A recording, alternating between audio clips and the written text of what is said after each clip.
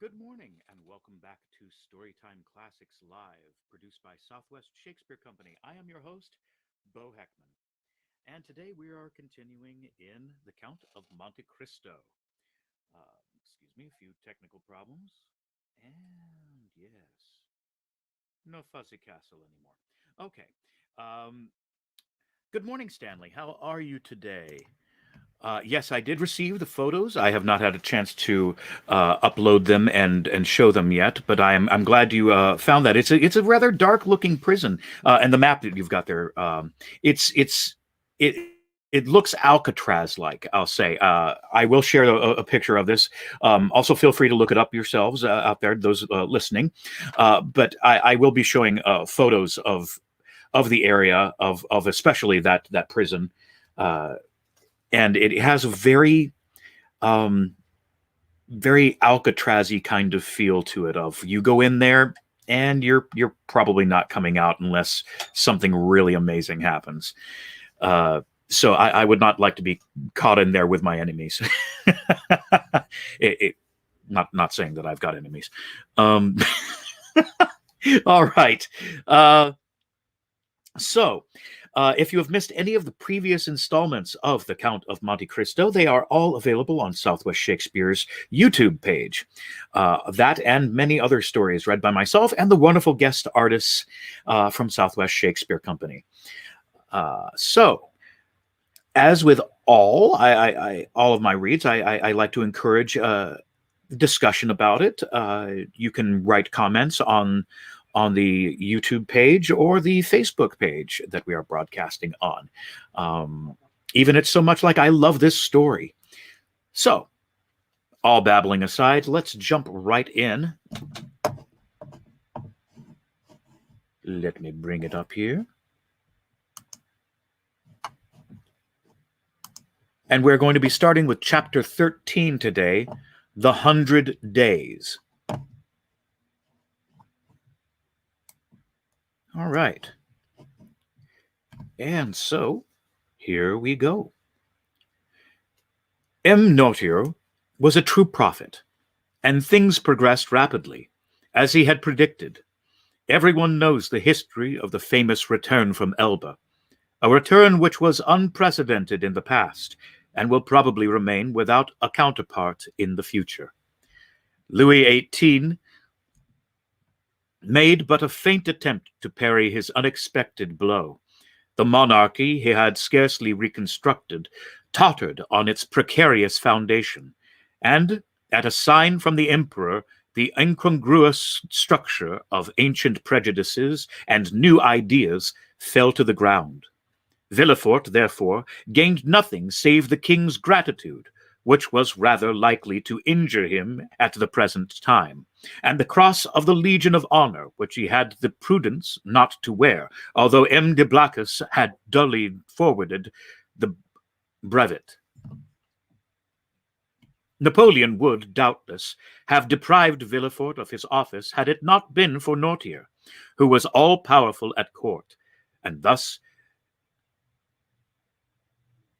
the Grenadin of 93 and the senator of 1806 protected him, who so lately had been his protector.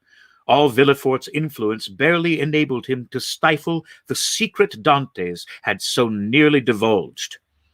The king's procurer alone was deprived of his office, being suspected of royalism. However, scarcely was the imperial power established, that is, scarcely had the emperor re-entered the Tuileries and begun to issue orders from the closet into which we have introduced our fears. Our readers. He found on the table there Louis XVIII's half-filled snuff-box.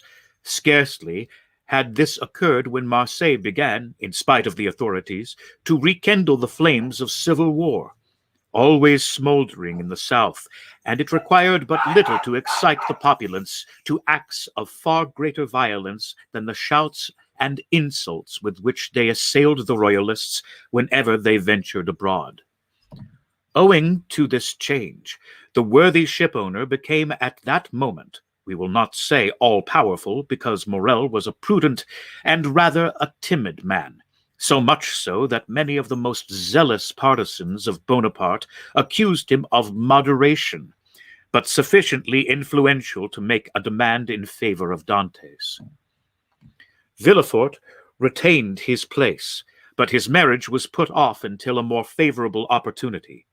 If the emperor remained on the throne, Gerard required a different alliance to aid his career. If Louis XVIII returned, the influence of M. de Saint-Méran, like his own, could be vastly increased, and the marriage be still more suitable. The deputy procureur was, therefore, the first magistrate of Marseille, when one morning his door opened and M. Morel was announced.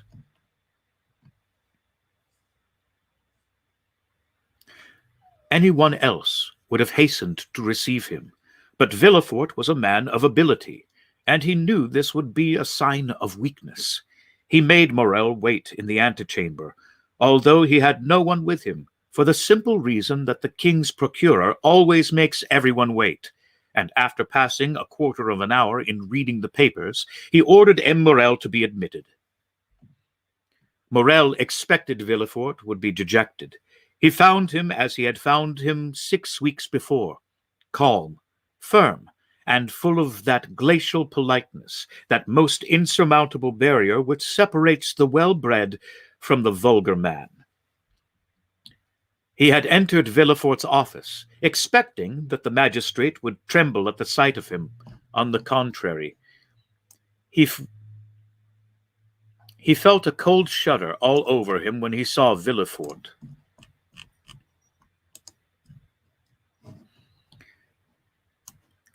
When he saw Villefort sitting there with his elbow on his desk and his head leaning on his hand, he stopped at the door. Villefort gazed at him as if he had some difficulty in recognizing him. Then, after a brief interval, during which the honest ship owner turned his hat in his hands, "M. Morel, I believe," said Villefort. "Yes, sir." "Come nearer," said the magistrate, with a patronizing wave of his hand, "and tell me to what circumstance I owe the honor of this visit." "Do you not guess, monsieur?" asked Morel. "Not in the least. But if I can serve you in any way, I shall be delighted. Everything depends on you. Explain yourself, pray." "Monsieur," said Morel, recovering his assurance as he proceeded, "do you recollect that a few days before the landing of His Majesty, the Emperor, I came to intercede for a young man, the mate of my ship, who was accused of being concerned in correspondence with the island of Elba? What was the other day a crime is today a title to favor. You then served Louis XVIII, and you did not show any favor. It was your duty. Today you serve Napoleon, and you ought to protect him. It is equally your duty. I come, therefore, to ask what has become of him." Villefort, by a strong effort, sought to control himself. "What is his name?" said he. "Tell me his name." "Edmond Dantes." Villefort would probably have rather stood opposite the muzzle of a pistol at 25 paces than have heard the name spoken. But he did not blanch. "Dantes," repeated he. "Edmond Dantes." "Yes, monsieur." Villefort opened a large register, then went to a table. From the table, turned to his registers, and then, turning to Morel, "Are you quite sure you are not mistaken, monsieur?" said he, in the most natural tone in the world. Had Morel been a more quick-sighted man, or better versed in these matters, he would have been surprised at the king's procureur answering him on such a subject, instead of referring him to the governors of the prison or the prefect of the department. But Morel, disappointed in his expectations of exciting fear, was conscious only of the other's condescension. Villefort had calculated rightly. "No," said Morel, "I am not mistaken. I have known him for 10 years, the last 4 of which he was in my service. Do not you recollect? I came about 6 weeks ago to plead for clemency, as I come today to plead for justice. You received me very coldly. Oh, the royalists were very severe with the Bonapartists in those days. Monsieur, returned Villefort, I was then a royalist, because I believed the Bourbons not only the heirs to the throne, but the chosen of the nation. The miraculous return of Napoleon has conquered me. The legitimate monarch is he who is loved by his people. That's right, cried Morrel. I like to hear you speak thus, and I augur well for Edmond from it. Wait a moment, said Villefort, turning over the leaves of a register. I have it, a sailor who was about to marry a young Catalan girl. I recollect it now. It was a very serious charge. How so? You know that when he left here, he was taken to the Palais de Justice. Well, I made my report to the authorities at Paris, and a week after he was carried off. Carried off, said Morrel. What can they have done with him? Oh, he has been taken to Fenestrelle, to Pignerol, or to Saint Marguerite Islands. Some fine morning he will return to take command of your vessel. Come when he will, it shall be kept for him. But how is it he is not already returned?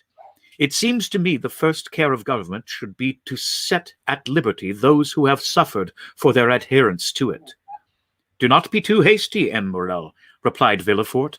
The order of imprisonment came from a high authority, and the order for his liberation must proceed from the same source. And, as Napoleon has scarcely been reinstated a fortnight, the letters have not yet been forwarded. But, said Morrel, is there no way of expediting all these formalities, of releasing him from arrest? There has been no arrest. How? It is sometimes essential to government to cause a man's disappearance without leaving any traces, so that no written forms or documents may defeat their wishes. It might be so under the Bourbons, but at present it has always been so, my dear Morrel, since the reign of Louis XVI. Since the reign of Louis XVI. Louis IV. The emperor is more strict in prison discipline than even Louis himself, and the number of prisoners whose names are not in the register is incalculable. Had Morrel even any suspicions, so much kindness would have dispelled them. Well, M. de Villefort, how would you advise me to act? Asked he. Petition the minister. Oh, I know what that is. The minister receives 200 petitions every day and does not read 3. That is true, but he will read a petition countersigned and presented by me. And will you undertake to deliver it?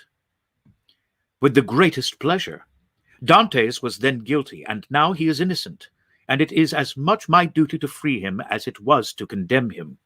Villefort thus forestalled any danger of an inquiry, which, however improbable it might be, if it did take place, would leave him defenseless. But how shall I address the minister? Sit down there, said Villefort, giving up his place to Morrel, and write what I dictate. Will you be so good? Certainly. But lose no time. We have lost too much already. That is true. Only think that the poor fellow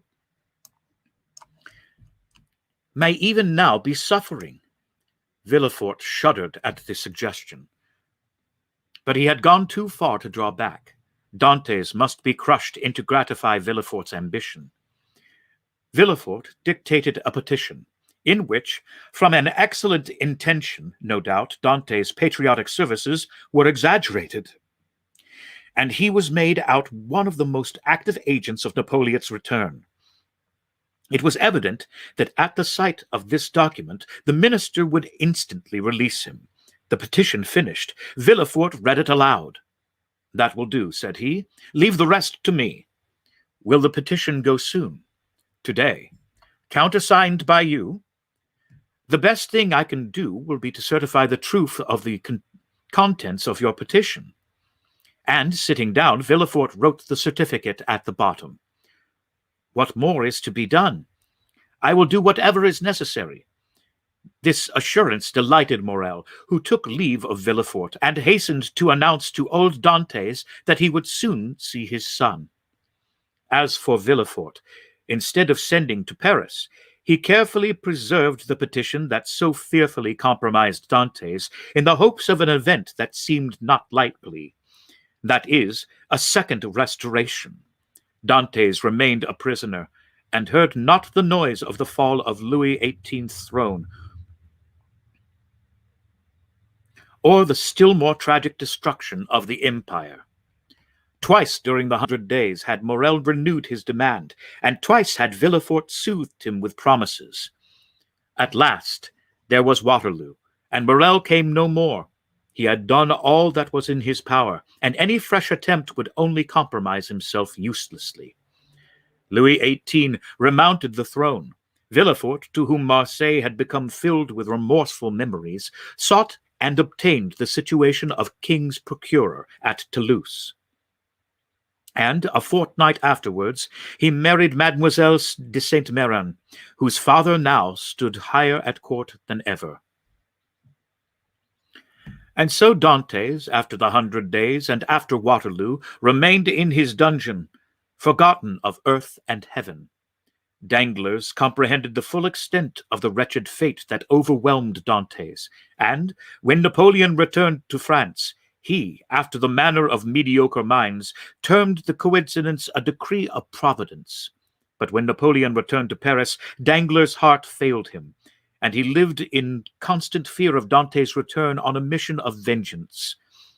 He therefore informed M. Morrel of his wish to quit the sea, and obtained a recommendation from him to a Spanish merchant, into whose service he entered at the end of March, that is, 10 or 12 days after Napoleon's return. He then left for Madrid, and was no more heard of. Ferdinand understood nothing except that Dantes was absent. What had become of him he cared not to inquire. Only during the respite and absence of his rival afforded him, he reflected, partly on the means of deceiving Mercédès as to the cause of his absence, partly on plans of emigration and abduction, as from time to time he sat and motionless on the summit of Cape Pharaon, at the spot from whence Marseille and the Catalans are visible, watching for the apparition of a young and handsome man who was for him also the messenger of vengeance. Ferdinand's mind was made up. He would shoot Dantes, and then kill himself. But Ferdinand was mistaken. A man of his position never kills himself, for he constantly hopes. During this time the empire made its last conscription, and every man in France capable of bearing arms rushed to obey the summons of the emperor. Ferdinand departed with the rest, bearing with him the terrible thought that while he was away, his rival would perhaps return and marry Mercédès. Had Ferdinand really meant to kill himself, he would have done so when he parted from Mercédès. His devotion and the compassion he showed for her misfortunes produced the effect they always produce in noble minds. Mercédès had always had a sincere regard for Ferdinand, and this was now strengthened by gratitude. "My brother," said she as she placed his knapsack on his shoulders, "be careful of yourself, for if you are killed, I shall be alone in the world." These words carried a ray of hope into Ferdinand's heart. Should Dantes not return, Mercédès might one day be his. Mercédès was left alone face to face with the vast plain that had never seemed so barren, and the sea had never seemed so vast. Bathed in tears, she wandered about the Catalan village. Sometimes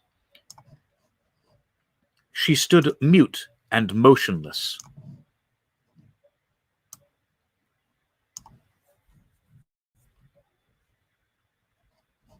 In just a moment, I have lost my place.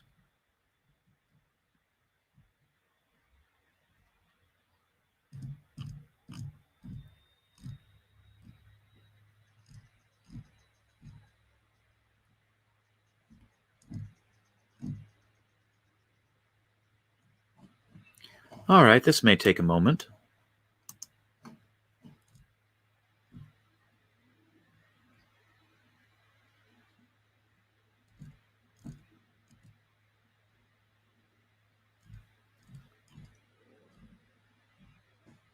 For some reason, this really shot me forward.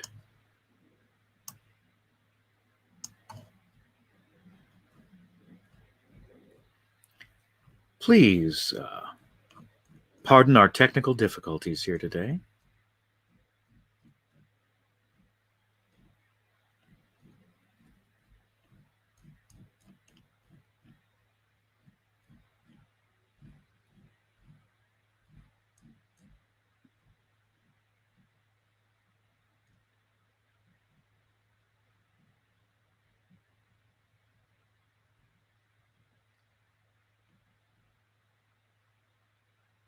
Sometimes she stood mute and motionless,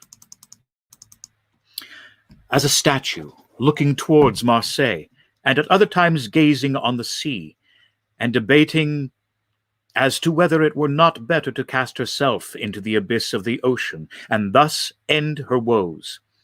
It was not want of courage that prevented her putting this resolution into execution, but her religious feelings came to her and saved her.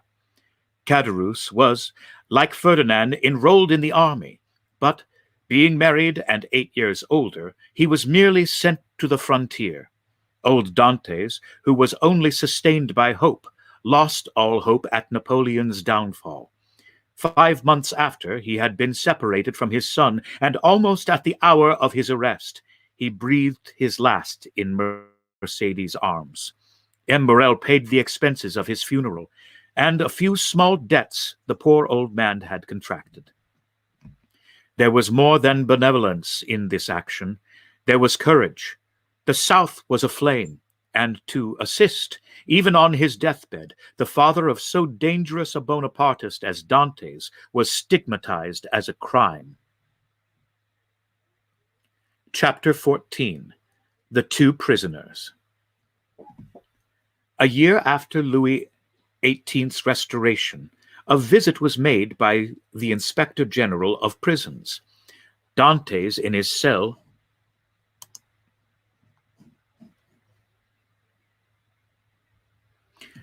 heard a noise of preparation. Sounds at the depth where he lay would have been inaudible to any but the ear of a prisoner. And who could hear the plash of the drop of water that every hour fell from the roof of his dungeon? He guessed something uncommon was passing among the living, but he had so long ceased to have any intercourse with the world that he looked upon himself as dead. The inspector visited, one after the other, the cells and dungeons of several of the prisoners, whose good behavior or stupidity recommended them to the clemency of the government. He inquired how they were fed, and if they had any request to make. The universal response was that the fare was detestable, and that they wanted to be set free. The inspector asked if they had anything else to ask for. They shook their heads. What could they desire beyond their liberty? The inspector turned smilingly to the governor. I do not know what reason government can assign for these useless visits. When you see one prisoner, you see all. Always the same thing, ill-fed and innocent. Are there any others? Yes, the dangerous and mad prisoners are in the dungeons. Let us visit them, said the inspector with an air of fatigue. We must play the farce to the end. Let us see the dungeons. Let us first send for 2 soldiers, said the governor. The prisoners sometimes,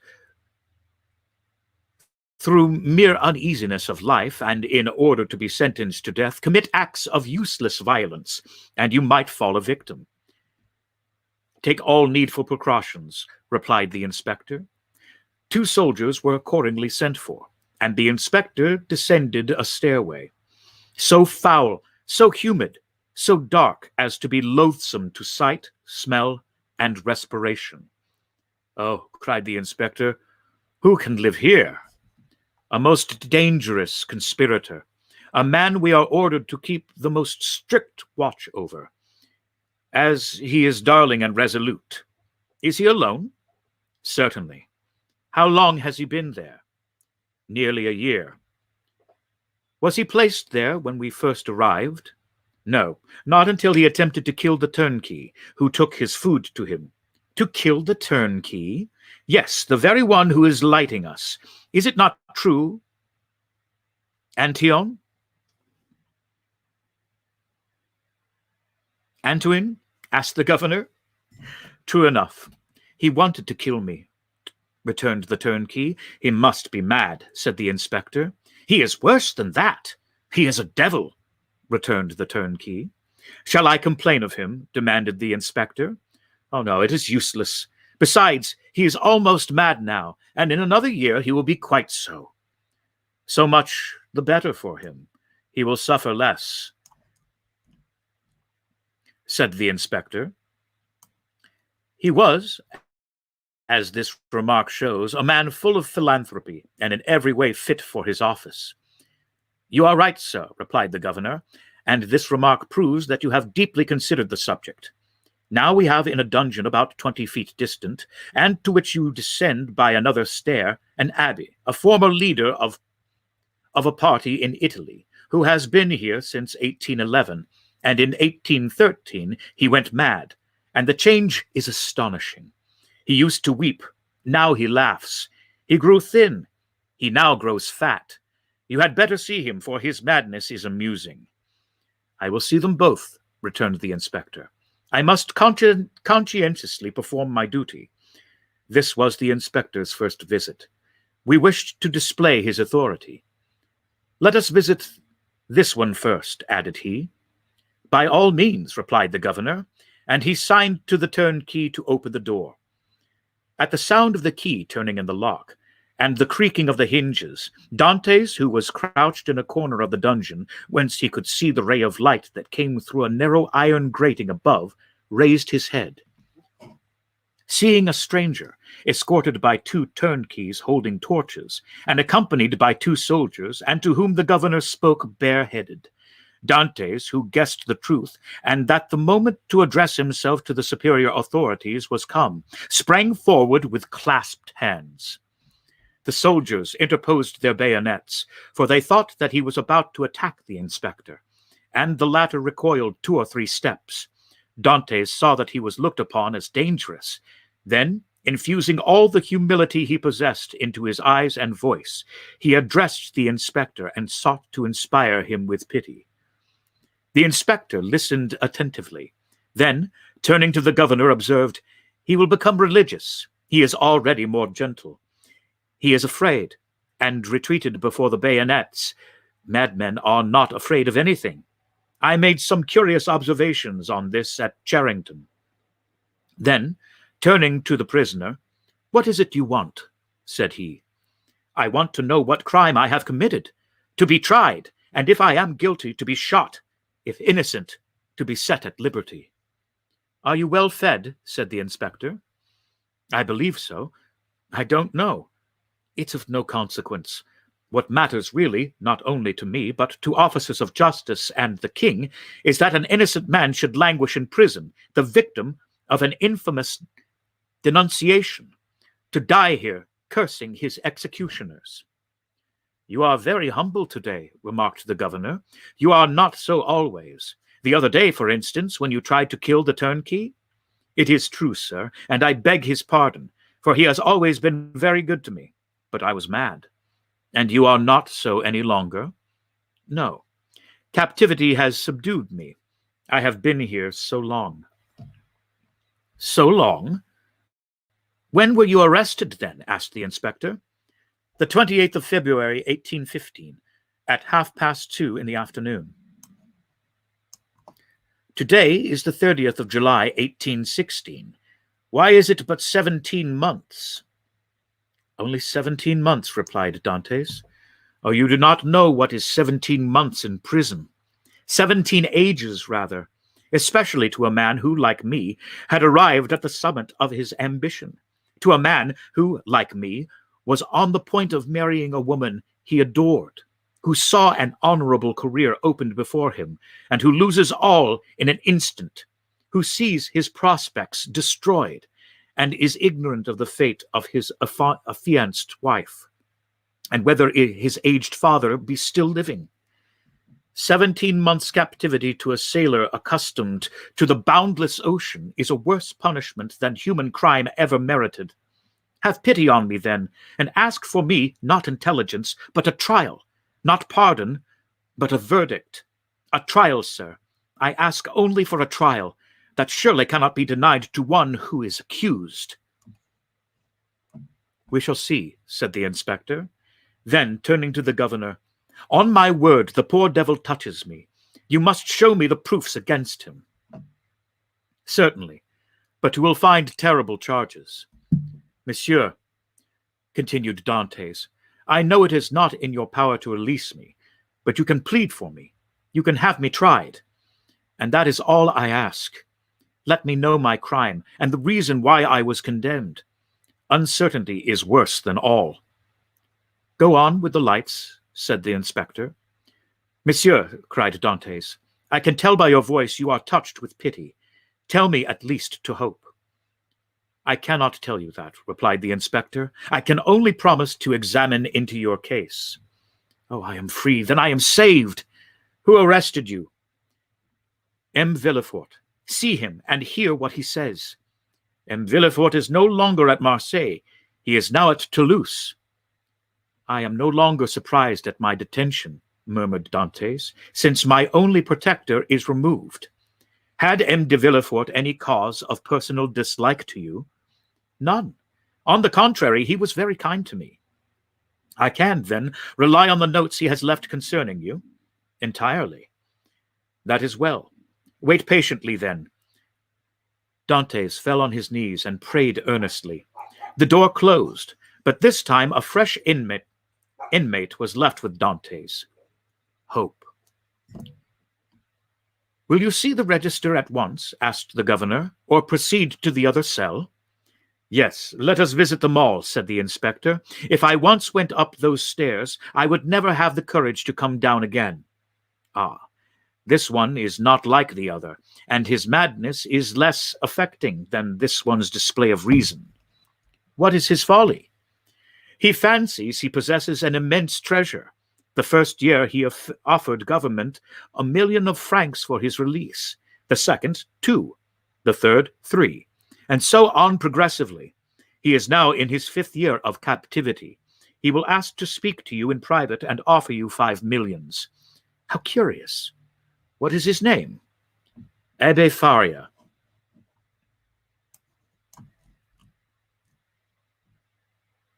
Number 27, said the inspector. It is here. Unlock the door. Antoine. The turnkey obeyed, and the inspector gazed curiously into the chamber of the mad abbe. In the center of the cell, in a circle traced with a fragment of plaster detached from the wall, sat a man whose tattered garments scarcely covered him. He was drawing in this circle geometrical lines. It seemed as much absorbed in his problem as Archimedes was in the soldier of Marcellus, when the soldier of Marcellus slew him. He did not move at the sound of the door, and continued his calculations until the flash of the torches lighted up with an unwonted glare the somber walls of his cell. Then, raising his head, he perceived with astonishment the number of persons present. He hastily seized the coverlet of his bed and wrapped it around him. "What is it you want?" said the inspector. "I, monsieur," replied the abbé with an air of surprise. "I want nothing." "You do not understand," continued the inspector. "I am sent here by government to visit the prison and hear the requests of the prisoners." "Oh, that is very different," cried the abbé. "And we shall understand each other, I hope." "There, now," whispered the governor, "it is just as I told you." "Monsieur," continued the prisoner, "I am the Abbé Faria, born at Rome. I was for 20 years Cardinal Spada's secretary. I was arrested. Why, I know not, toward the beginning of the year 1811. Since then, I have demanded my liberty from the Italian and French government. Why from the French government? Because I was arrested at Piombino, and I presume that, like Milan or Florence, Piombino has become the capital of some French department. Ah, said the inspector, you have not the latest news from Italy? My information dates from the day on which I was arrested, returned the Abbé Faria, and as the emperor had created the kingdom of Rome for his infant son, I presume that he has realized the dream of Machiavelli and Caesar Borgia, which was to make Italy a united kingdom. Monsieur, returned the inspector, Providence has changed this gigantic plan you advocate so warmly. It is the only means of rendering Italy strong, happy, and independent. Very possibly, only I am not come to discuss politics, but to inquire if you have anything to ask or to complain of. The food is the same as in other prisons, that is, very bad. The lodging is very unhealthful, but on the whole passable for a dungeon. But it is not that which I wish to speak of, but a secret I have to reveal of the greatest importance. We are coming to the point, whispered the governor. It is for that reason I am delighted to see you, continued the abbé, although you have disturbed me in a most important calculation, which, if it succeeded, would possibly change Newton's system. Could you allow me a few words in private? What did I tell you? Said the governor. You knew him, returned the inspector with a smile.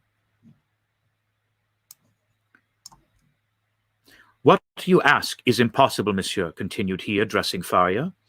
But, said the abbé, I would speak to you of a large sum amounting to 5 millions. The very sum you named, whispered the inspector in his turn. However, continued Faria, seeing that the inspector was about to depart, it is not absolutely necessary for us to be alone. The governor can be present. Unfortunately, said the governor, I know beforehand what you are about to say. It concerns your treasures, does it not? Faria fixed his eyes on him with an expression that would have convinced anyone else of his sanity. Of course, said he. Of what else should I speak? Mr. Inspector, continued the governor, I can tell you the story as well as he, for it has been dinned in my ears for the last 4 or 5 years. That proves, returned the abbé, that you are like those of Holy Writ, who, having ears, hear not, and having eyes, see not. My dear sir, the government is rich and does not want your treasures, replied the inspector. Keep them until you are liberated. The abbé's eyes glistened. He seized the inspector's hand. But what if I am not liberated, cried he, and am detained here until my death? This treasure will be lost, and not government better profit by it? I will offer 6 millions, and I will content myself with the rest, if they will only give me my liberty. On my word, said the inspector in a low voice, had I not been told beforehand that this man was mad, I should believe what he says. I am not mad, replied Faria, with that acuteness of hearing peculiar to prisoners. The treasure I speak of really exists, and I offer to sign an agreement with you in which I promise to lead you to the spot where you shall dig, and if I deceive you, bring me here again. I ask no more. The governor laughed. Is the spot far from here? 100 leagues. It is not ill-planned, said the governor. If all the prisoners took it into their heads to travel 100 leagues, and their guardians consisted to accompany them, they would have had a capital chance of escaping. The scheme is well known, said the inspector, and the abbé's plan has not been the merit of originality. Then, turning to Faria, I inquired if you are well fed, said he. Swear to me, replied Faria, to free me if what I tell you prove true, and I will stay here while you go to the spot. Are you well fed? Repeated the inspector. Monsieur, you run no risk, for, as I told you, I will stay here, so there is no chance of my escaping. You do not reply to my question, replied the inspector impatiently. Nor you mine, cried the abbé. You will not accept my gold. I keep it for myself. You refuse me my liberty. God will give it to me. And the abbé, casting away his coverlet, resumed his place and continued his calculations. "What is he doing here?" said the inspector.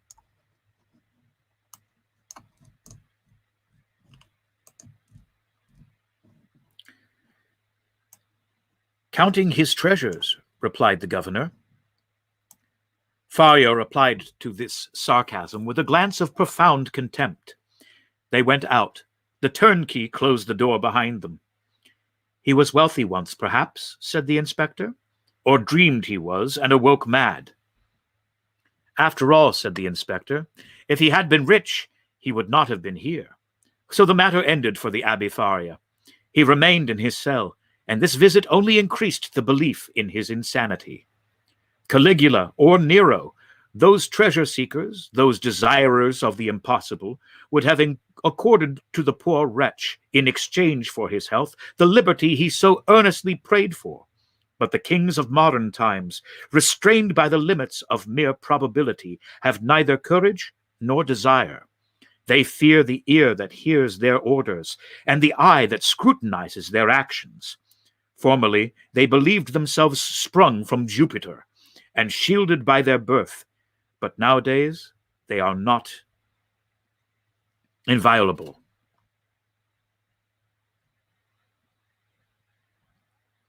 It has always been against the policy of despotic governments to suffer the victims of their persecutions to reappear, as the Inquisition rarely allowed its victims to be seen with their limbs distorted and their flesh lacerated by torture. So madness is always concealed in its cell. From whence should it depart, it is conveyed to some gloomy hospital, where the doctor has no thought for man or mind in the mutilated being the jailer delivers to him. The very madness of the Abbé Faria, gone mad in prison, condemned him to perpetual captivity. The inspector kept his word with Dantes. He examined the register and found the following note concerning him. Edmond Dantes, violent Bonapartist, took an active part in the return from Elba. The greatest watchfulness and care to be exercised. This note was in a different hand from the rest, which showed that it had been added since his confinement. The inspector could not contend against this accusation. He simply wrote, "Nothing to be done." This visit had infused new vigor into Dantes. He had, till then, forgotten the date, but now, with a fragment of plaster, he wrote the date 30th July 1816, and made a mark every day, in order not to lose his reckoning again. Days and weeks passed away, then months. Dantes still waited. He at first expected to be freed in a fortnight. This fortnight expired. He decided that the inspector would do nothing until his return to Paris, and that he would not reach there until his circuit was finished. He therefore fixed 3 months. 3 months passed away, and then 6 more. Finally, 10 months and a half had gone by, and no favorable change had taken place, and Dantes began to fancy the inspector's visit but a dream, an illusion of the brain. At the expiration of a year, the governor was transferred, and had obtained large of the fortress at Ham. He took with him several of his subordinates, and amongst them Dantes' jailer. A new governor arrived. It would have been too tedious to acquire the names of the prisoners. He learned their numbers instead. This horrible place contained 50 cells. Their inhabitants were designated by the numbers of their cell, and the unhappy young man was no longer called Edmond Dantes. He was now number 34.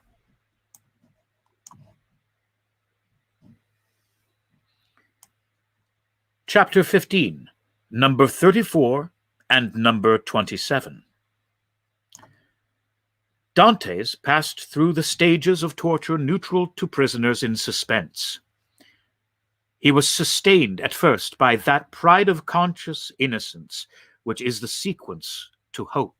He then began to doubt his own innocence, which justified in some measure the governor's belief in his mental alienation. And then, relaxing his sentiment of pride, He addressed his supplications not to God, but to man. God is always the last resource. Unfortunates who ought to begin with God do not have any hope in him till they have exhausted all other means of deliverance. Dantes asked to be removed from his present dungeon into another. For a change, however disadvantageous, was still a change, and would afford him some amusement. He entreated to be allowed to walk about, to have fresh air, books, and writing materials. His requests were not granted, but he went on asking all the same. He accustomed himself to speaking to the new jailer, although the latter was, if possible, more taciturn than the old one. But still to speak of a man, even though mute, was something. Dantes spoke for the sake of hearing his own voice. He had tried to speak when alone, but the sound of his voice terrified him. Often before his captivity, Dante's mind had revolted at the idea of assemblages of prisoners, made up of thieves, vagabonds, and murderers. He now wished to be amongst them, in order to see some other faces besides that of his jailer. He sighed for the galleys, with the infamous costume, the chain, and the brand on the shoulder. The galley slaves breathed the fresh air of heaven and saw each other. They were very happy. He besought the jailer one day to let him have a companion, were it even the mad abbé. The jailer, though rough and hardened by the constant sight of so much suffering, was yet a man. At the bottom of his heart, he had often had a feeling of pity for this unhappy young man who suffered so, and he laid the request of number 34 before the governor. But the latter sapiently imagined that Dantes wished to conspire or attempt an escape, and refused his request. Dantes had exhausted all human resources, and then he turned to God. All the pious ideas that had been so long forgotten returned. He recollected the prayers his mother had taught him, and discovered a new meaning in every word, for in prosperity prayers seem but a mere medley of words, until misfortune comes and the unhappy sufferer first understands the meaning of the sublime language in which he invokes the pity of heaven. He prayed, and prayed aloud, no longer terrified at the sound of his own voice, for he fell into a sort of ecstasy.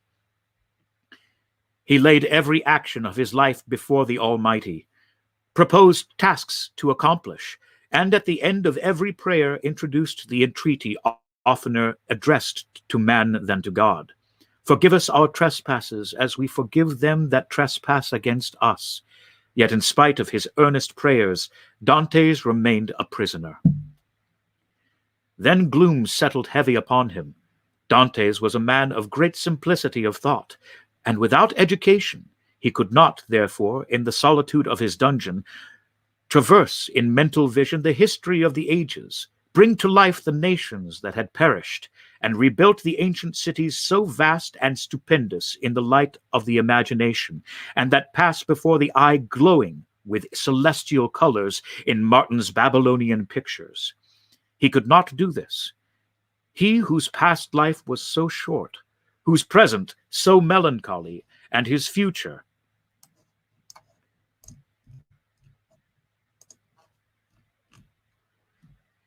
so doubtful. 19 years of light to reflect upon an internal dark. 19 years of light to reflect upon in internal. Try 3. 19 years of light to reflect upon in eternal darkness. No distraction would come to his aid. His energetic spirit that would have exulted in thus revisiting the past was imprisoned like an eagle in a cage. He clung to one idea, that of his happiness, destroyed, without apparent cause, by an unheard-of fatality. He considered and reconsidered this idea, devoured it, so to speak, as the implacable Ugolino devours the skull of Archbishop Roger in the Inferno of Dante. Rage supplanted religious fervor. Dantes uttered blasphemies that made his jailer recoil with horror. dashed himself furiously against the walls of his prison, wreaked his anger upon everything, and chiefly upon himself, so that the last thing, a grain of sand, a straw, or breath of air that annoyed him, led to paroxysms of fury. Then the letter that Villefort had showed him reoccurred to his mind, and every line gleamed forth in fiery letters on the wall like the mean tekel,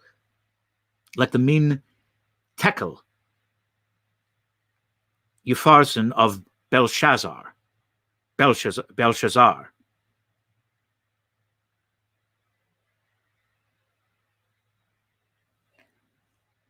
He told himself that it was the enmity of man, and not the vengeance of heaven, that had thus plunged him into the deepest misery. He consigned his unknown persecutors to the most horrible tortures he could imagine, and found them all insufficient, because after torture came death, and after death, if not response, at least the boon of unconsciousness. By dint of constantly dwelling on the idea that tranquility was death, and if punishment were the end in view, other tortures than death must be invented, he began to reflect on suicide. Unhappy he who, on the brink of misfortune, broods over ideas like these. Before him is a dead sea that stretches in azure calm before the eye, and he who unwardly ventures within its embrace finds himself struggling with a monster that would drag him down to perdition. Once thus ensnared, unless the protecting hand of God snatch him hence, all is over, and his struggles but tend to hasten his destruction. This state of mental anguish is, however, less terrible than the sufferings that precede or the punishment that possibly will follow. There is a sort of consolation at the contemplation of the yawning abyss, at the bottom of which lie darkness and obscurity. Edmond found some solace in these ideas. All his sorrows, all his sufferings, with their train of gloomy spectres, fled from his cell when the angel of death seemed about to enter. Dantes reviewed his past life with composure, and looking forward with terror to his future existence, chose that middle line that seemed to afford him a refuge. Sometimes, said he, in my voyages, when I was a man and commanded other men, I have seen the heavens overcast, the sea rage and foam, the storm arise, and, like a monstrous bird, beating the two horizons with its wings. Then I felt that my vessel was a vain refuge that trembled and shook before the tempest. Soon, the fury of the waves and the sight of the sharp rocks announced the approach of death, and death then terrified me. And I used all my skill and intelligence as a man and a sailor to struggle against the wrath of God. But I did so because I was happy, because I had not courted death, because to be cast upon a bed of rocks and seaweed seemed terrible, because I was unwilling that I, a creature made for the service of God, should serve for food to the gulls and ravens. But now it is different. I have lost all that bound me to life. Death smiles and invites me to repose. I die after my own manner. I die exhausted and broken-spirited, as I fall asleep when I have paced 300 times around my cell. No sooner had this idea taken possession of him than became more composed, arranged his couch to the best of his power, ate little and slept less, and found existence almost supportable because he felt that he could throw it off at pleasure, like a worn-out garment. Two methods of self-destruction were at his disposal. He could hang himself with his handkerchief to the window bars, or refuse food and die of starvation. But the first was repugnant to him. Dantes had always entertained the greatest horror of pirates who are hung up to the yardarm. He would not die but what seemed an infamous death. He resolved to adopt the second, and began that day to carry out his resolve. Nearly 4 years had passed away. At the end of the second, he had ceased to mark the lapse of time. Dantes said, I wish to die, and had chosen the manner of his death, and fearful of changing his mind, he had taken an oath to die. When my morning and evening meals are brought, thought he, I will cast them out of the window, and they will think that I have eaten them. He kept his word. Twice a day he cast out, through the barred aperture, the provisions his jailer brought him. At first, gaily, then with deliberation, and at last with regret. Nothing but the recollection of his oath gave him strength to proceed. Hunger made viands once repugnant, and now acceptable. He held the plate in his hand for an hour at a time, and gazed thoughtfully at the morsel of bad meat, of tainted fish, of black and mouldy bread. It was the last yearning for life contending with the resolution of despair. Then his dungeon seemed less somber, his prospects less desperate. He was still young. He was only 4 or 5 and 20. He had nearly 50 years to live. What unforeseen events might not open his prison door and restore him to liberty? Then he raised to his lips the repast that, like a voluntary Tantalus, he refused himself. But he thought of his oath, and he would not break it. He persisted until, at last, he had not sufficient strength to rise and cast his supper out of the loophole. The next morning he could not see or hear. The jailer feared he was dangerously ill. Edmond hoped he was dying. Thus the day passed away.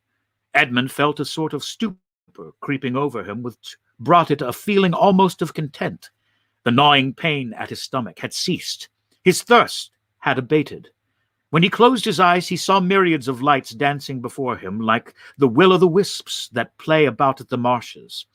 It was the twilight of that mysterious country called death.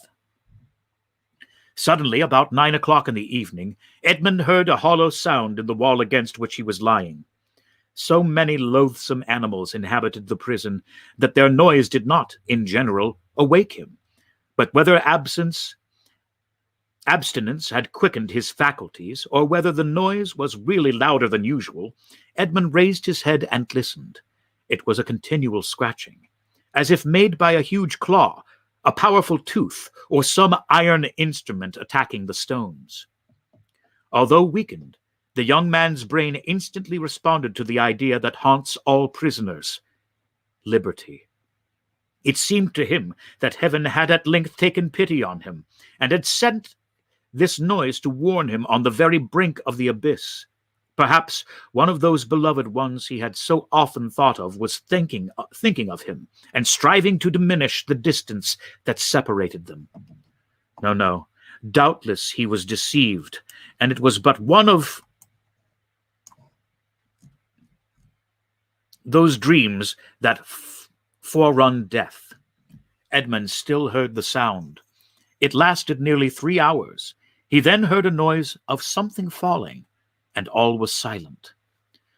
Some hours afterwards it began again, nearer and more distinct.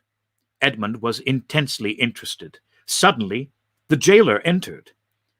For a week since he had resolved to die, and during the 4 days that he had been carrying out his purpose, Edmond had not spoken to the attendant, had not answered him when he inquired what was the matter with him, and turned his face to the wall when he looked too curiously at him. But now the jailer might hear the noise and put an end to it, and so destroy a ray of something like hope that soothed his last moments. The jailer brought him his breakfast. Dantes raised himself up and began to talk about everything, about the bad quality of the food, about the coldness of his dungeon, grumbling and complaining, in order to have an excuse for speaking louder, and wearying the patience of his jailer, who, out of his kindness of heart, had brought broth and white bread for his prisoner. Fortunately, he fancied that Dantes was delirious, and placing the food on the rickety table, he withdrew. Edmond listened, and the sound became more and more distinct. There can be no doubt about it, thought he. It is some prisoner who is striving to obtain his freedom. Oh, if I were only there to help him. Suddenly, another idea took possession of his mind, so used to misfortune that it was scarcely capable of hope, the idea that the noise was made by workmen the governor had ordered to repair the neighboring dungeon. It was easy to ascertain this. But how could he risk the question? It was easy to call his jailer's attention to the noise and watch his countenance as he listened. But might he not by this means destroy hopes far more important than the short-lived satisfaction of his own curiosity? Unfortunately, Edmond's brain was still so feeble that he could not bend his thoughts to anything in particular. He saw but one means of restoring lucidity and clearness to his judgment. He turned his eyes toward the soup which the jailer had brought, rose, staggered toward it, raised the vessel to his lips, and drank off the contents with a feeling of indescribable pleasure. He had often heard that shipwrecked persons had died, though having eagerly devoured too much food.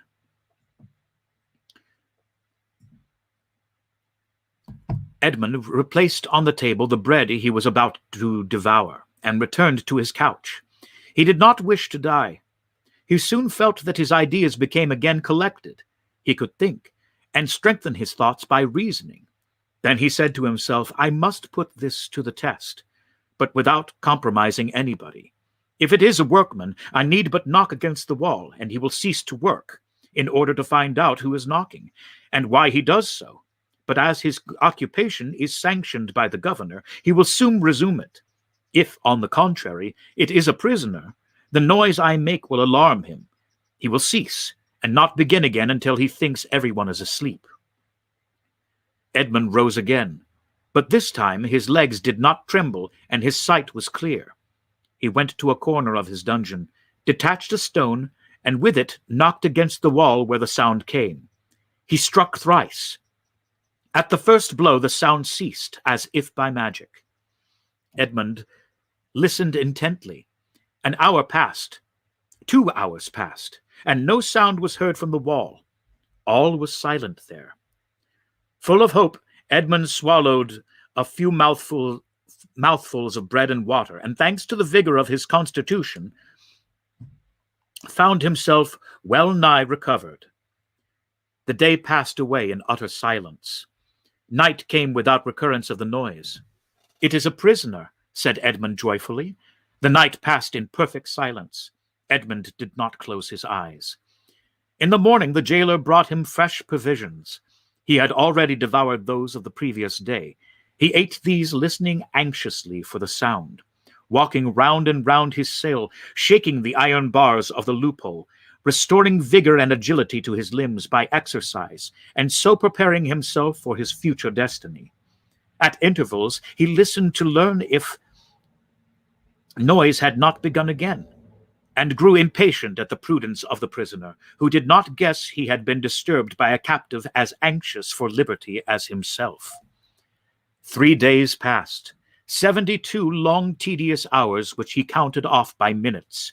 At length, one evening, as the jailer was visiting him for the last time that night, Dantes, with his fear for the 100th time at the wall, fancied he heard an almost imperceptible movement among the stones. He moved away, walked up and down his cell to collect his thoughts, and then went back and listened. The matter was no longer doubtful. Something was at work on the other side of the wall.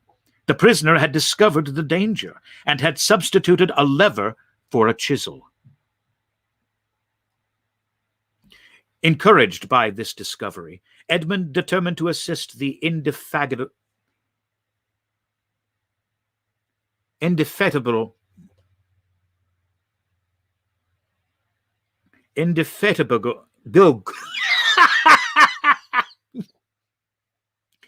laborer. He began by moving his bed and looked around for anything with which he could pierce the wall, penetrate the most cement, and displace the stone.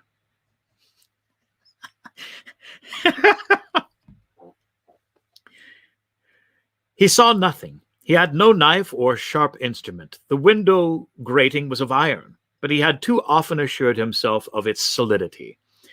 All his furniture consisted of a bed, a chair, a table, a pail, and a jug. The bed had iron clamps, but they were screwed into the wood, and it would have required a screwdriver to take them off. The table and chair had nothing. The pail had once possessed a handle, but that had been removed. Dantes concealed 2 or 3 of the sharpest fragments in his bed, leaving the rest on the floor. The breaking of his jug was too natural an accident to excite suspicion. Edmond had all the night to work in, but in the darkness he could not do much, and he soon felt that he was working against something very hard. He pushed back his bed and waited for a day. All night he heard the subterranean workman, who continued to mine his way. Day came. The jailer entered. Dantes told him that the jug had fallen from his hands while he was drinking, and the jailer went grumblingly to fetch another, without giving himself the trouble to remove the fragments of the broken one. He returned speedily, advised the prisoner to be more careful, and departed. Dantes heard joyfully the key grate in the lock. He listened until the sound of steps died away, and then, hastily displacing his bed, saw by the faint light that penetrated into this cell that he had labored uselessly the previous evening in attacking the stone instead of removing the plaster that surrounded it. The damp had rendered it friable, and Dantes was able to break it off in small morsels. It is true, but at the end of half an hour he had scraped off a handful. A mathematician might have calculated that in 2 years, supposing that the rock was not encountered, a passage 20 feet long and 2 feet broad might be formed.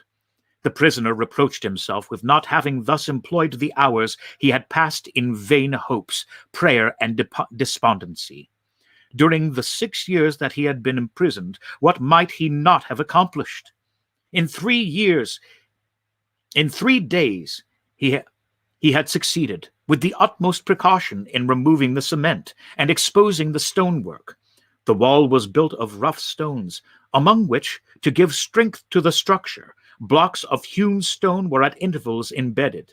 It was one of these he had uncovered, and which he must remove from its socket. Dantes strove to do this with his nails, but they were too weak. The fragments of the jug broke, and after an hour of useless toil, he paused. Was he to be thus stopped at the beginning? And was he to wait inactive until his fellow workman had completed his task? Suddenly an idea occurred to him. He smiled, and the perspiration dried on his forehead. The jailer always brought Dantes soup in an iron saucepan. This saucepan contained soup for both prisoners, for Dantes had noticed that it was either quite full or half empty, according as the turnkey gave it to him or to his companion first. The handle of this saucepan was of iron. Dantes would have given 10 years of his life in exchange for it. The jailer was accustomed to pour the contents of the saucepan into Dantes' plate, and Dantes, after eating his soup with a wooden spoon, washed the plate, which thus served for every day. Now, when evening came, Dantes put his plate on the ground near the door. The jailer, as he entered, stepped on it and broke it. This time he could not blame Dantes. He was wrong to leave it there, but the jailer was wrong not to have looked before him. The jailer, therefore, only grumbled. Then he looked about for something to pour the soup into. Dantes' entire dinner service consisted of 1 plate. There was no alternative. "Leave the saucepan," said Dantes. "You can take it away when you bring me my breakfast." This advice was to the jailer's taste, as it spared him the necessity of making another trip. He left the saucepan. Dantes was beside himself with joy. He rapidly devoured his food, and after waiting an hour, lest the jailer should change his mind and return, he removed his bed, took the handle of the saucepan, inserted the point between the hewn stone and the rough stones of the wall, and employed it as a lever. A slight oscillation showed Dantes that all went well.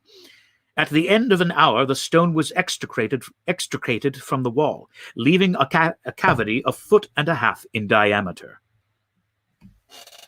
Dantes carefully collected the plaster, carried it into the corner of his cell, and covered it with earth. Then, wishing to make the best use of his time while he had the means of labor, he continued to work without ceasing. At the dawn of day, he replaced the stone, pushed his bed against the wall, and lay down. The breakfast consisted of a piece of bread. The jailer entered and placed the bread on the table. Well, don't you intend to bring me another plate? Said Dantes. No, replied the turnkey. You destroy everything. First you break your jug, then you make me break your plate. If all the prisoners followed your example, the government would be ruined. I shall leave you the saucepan and pour your soup into that. So for the future, I hope you will not be so destructive. Dantes raised his eyes to heaven and clasped his hands beneath the coverlet. He felt more gratitude for the possession of this piece of iron than had ever felt for anything. He had noticed, however, that the prisoner on the other side had ceased to labor. No matter, this was a greater reason for proceeding. If his neighbor would not come to him, he would go to his neighbor. All day he toiled on untryingly, and by the evening he had succeeded in extracting 10 handfuls of plaster and fragments of stone. When the hour for his jailer's visit arrived, Dantes straightened the handle of the saucepan as well he could and placed it in his accustomed place. The turnkey poured his ration of soup into it, together with the fish, for thrice a week the prisoners were deprived of meat. This would have been a method of reckoning time, and had not Dantes long ceased to do so. Having poured out the soup, the turnkey retired. Dantes wished to discern whether his neighbor had really ceased to work. He listened. All was silent, as it had been for the last 3 days. Dantes sighed. It was evident that his neighbor distrusted him. However, he toiled on all the night without being discouraged, but after 2 or 3 hours he encountered an obstacle. The iron made no impression, but met with a smooth surface. Dantes touched it, and found that it was a beam. This beam crossed, or rather blocked up, the hole Dantes had made.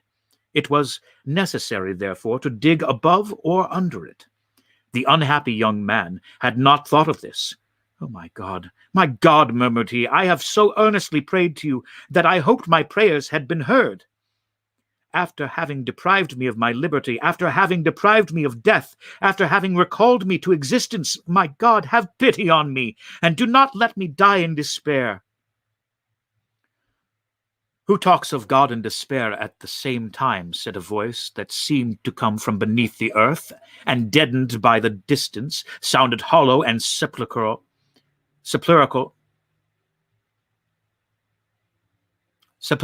in the young man's ears.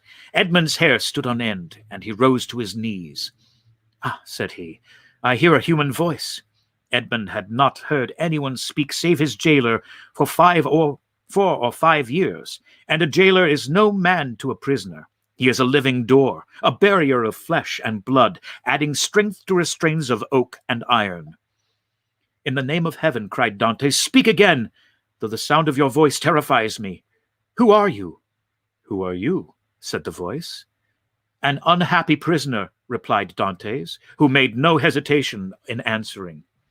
"Of what country?" "A Frenchman." "Your name?" "Edmond Dantes." "Your profession?" "A sailor." "How long have you been here?" "Since the 28th of February, 1815. "Your crime?" "I am innocent."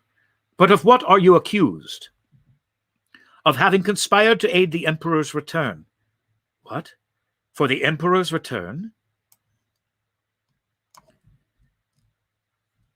"The Emperor is on the throne, then?" "He abdicated Fontainebleau in 1814 and was sent to the island of Elba. But how long have you been here that you are ignorant of all this?" "Since 1811. Dantes shuddered. This man had been 4 years longer than himself in prison.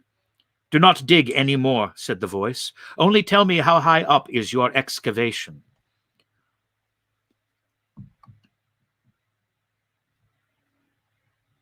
"On a level with the floor." "How is it concealed?" "Behind my bed." "Has your bed been moved since you have been a prisoner?" "No." "What does your chamber open on?" "A corridor." "And the corridor?" "On a court." "Alas," murmured the voice. "What is the matter?" cried Dantes. "I have made a mistake owing to an error in my plans. I took the wrong angle, and have come out 15 feet from where I intended. I took the wall you are mining for the outer wall of the fortress. But then you would be close to the sea. That is what I hoped. And supposing you had succeeded, I should have thrown myself into the sea, gained one of the islands near here, the Isle of Dom or the Isle of Tibolin, and then I should have been safe. Could you have swum so far? Heaven would have given me strength, but now all is lost. All? Yes. Stop up your excavation carefully. Do not work any more, and wait until you hear from me. Tell me at least who you are. I am number 27. You mistrust me, then, said Dantes. Edmond fancied he heard a bitter laugh resounding from the depths. Oh, I am a Christian, cried Dantes, guessing instinctively that this man meant to abandon him. I swear to you by him who died for us that naught shall induce me to breathe one syllable to my jailers. But I conjure you to not abandon me. If you do, I swear to you, for I have got to the end of my strength, I will dash my brains out against the wall, and you will have my death to reproach yourself with. How old are you? Your voice is that of a young man. I do not know my age, for I have not counted the years I have been here. All I do know is that I was just 19 when I was arrested, the 28th of February, 1815. Not quite 26, murmured the voice. At that age he cannot be a traitor. Oh, no, no, no, cried Dantes. I swear to you again, rather than betray you, I would follow myself to be hacked in pieces. I would allow myself to be hacked in pieces. You have done well to speak to me and ask for my assistance, for I was about to form another plan and leave you, but your age reassures me. I will not forget you. Wait. How long? I must calculate our chances. I will give you the signal. But you will not leave me. You will come to me, or you will let me come to you. We will escape, and if we cannot escape, we will talk. You of those whom you love, and I of those whom I love. You must love somebody. No, I am alone in the world. Then you will love me. If you are young, I will be your comrade. If you are old, I will be your son. I have a father who is 70, if he yet lives. I only love him and a young girl called Mercedes. My father has not yet forgotten me, I am sure, but God alone knows if she still loves me. If she loves me still, I shall love you as I loved my father. It is well, returned the voice. Tomorrow. These few words were uttered with an accent that left no doubt of his sincerity. Dantes rose, dispersed the fragments with the same precaution as before, and pushed his head back against the wall. He then gave himself up to his happiness. He would no longer be alone. He was, perhaps, about to regain his liberty. At the worst, he would have a companion and captivity that is shared, but half captivity. Plaints made in common are almost prayers, and prayers, where two or three are gathered together, invoke the mercy of heaven. All day Dantes walked up and down his cell. He sat down occasionally on his bed, pressed his hand on his heart. At the slightest noise, he bounded towards the door. Once or twice the thought crossed his mind that he might be separated from this unknown whom he loved already, and then his mind was made up. When the jailer moved his bed and stooped to examine the opening, he would kill him with his water jug. He would be condemned to die, but he was about to die of grief and despair when this miraculous noise recalled him to life. The jailer came in the evening. Dantes was on his bed. It seemed to him that thus he better guarded the unfinished opening. Doubtless there was a strange expression in his eyes, for the jailer said, "Come, are you going mad again?" Dantes did not answer. He feared that the emotion of his voice would betray him. The jailer went away, shaking his head. Night came. Dantes hoped that his neighbor would profit by the silence to address him, but he was mistaken. The next morning, however, just as he removed his bed from the wall, he heard 3 knocks. He threw himself on his knees. "Is it you?" said he. "I am here." "Is your jailer gone?" "Yes," said Dantes. "He will not return until the evening, so that we have 12 hours before us." "I can work then," said the voice. "Oh, yes, yes, yes, this instant, I entreat you." In a moment, that part of the floor on which Dantes was resting his 2 hands as he knelt with his head in the opening suddenly gave way. He drew back smartly, while a mass of stones and earth disappeared in a hole that opened beneath the aperture he himself had formed. Then, from the bottom of this passage, the depth of which it was impossible to measure, he saw appear first the head, then the shoulders, and lastly the body of a man who sprang lightly into his cell. And we will stop here today and resume next time on Friday with chapter 16, A Learned Italian. Thank you for tuning in today. This was a little bit more of a marathon for me as I decided to plunge through that chapter and take us a little bit over our regular time. Please join us again next time. If you are going out today, please be safe and please wear a mask.